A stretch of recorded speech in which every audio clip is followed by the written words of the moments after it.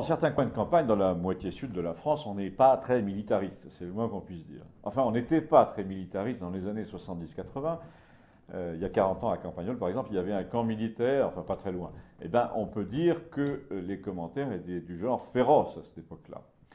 Il faut dire que la moitié du pays était peuplée d'éleveurs de chèvres qui avaient décidé de vivre en vendant au marché local, en faisant les vendanges, en fabriquant des statuettes, des bijoux, des sacs en cuir. 10 ou 20 ans après, leurs enfants, avant même d'entrer en sixième, avaient déjà appris à ricaner de Charles Pasqua, à mépriser les chasseurs, à parler des flics tout le temps, à défier les militaires devant la caserne au guidon de leur mobilette. Parallèlement, ils fréquentaient toutes sortes de jeunes de leur âge, arrivés on ne sait comment des pays chauds, à l'invitation de leurs parents. Ces fameux pacifistes, qu'on appellera, pour faire plus simple, des 68ards. Le 68 en campagne est d'ailleurs facile à reconnaître. À partir de 1990 environ, il roule dans une voiture qui est 2 fois plus grande que les autres. Il roule aussi des joints en public à 45 ans. Il déteste toujours les chasseurs, ce qui n'empêche pas d'accepter des cuisseaux de sanglier pour garnir son congélateur. Sa femme fait le ramassage scolaire, mais c'est normal parce qu'il connaît le député.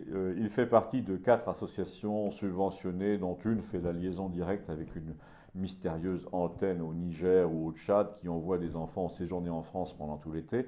Enfants qu'on retrouve bizarrement à l'école à la rentrée suivante dans la ville voisine. Et naturellement, ces gens-là, en 2000, se félicitent hautement de la fermeture prochaine du camp militaire. Leurs enfants grandissent, font une école de journalisme, travaillent dans la communication comme tout le monde, mais comme ils sont assez nombreux à vouloir faire la même chose et qu'en plus ils n'ont pas forcément le talent nécessaire, ça marche de moins en moins. Beaucoup se retrouvent au chômage. Au cours des années 2000, ces fameux enfants, après un divorce trop tôt, parfois après un ou deux rejetons qui se retrouvent à l'école locale, à coller des images sur une grande carte, de France, vous voulez me dire, non pas de France du Tchad, évidemment. Ces gens-là reviennent tous au village où, entre RSA et allocation logement, ils arrivent à tenir plus ou moins.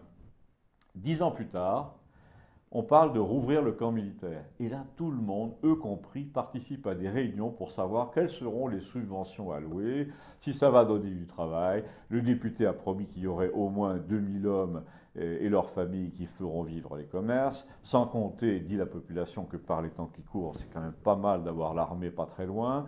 Les petits-enfants de ma famille type, ceux qui ont été élevés par le CAF, la CAF et le RSA, viennent de prendre leur permis de chasse, et je ne vous cite pas leurs propos au bar qui tentent à prouver que le vent est en train de tourner.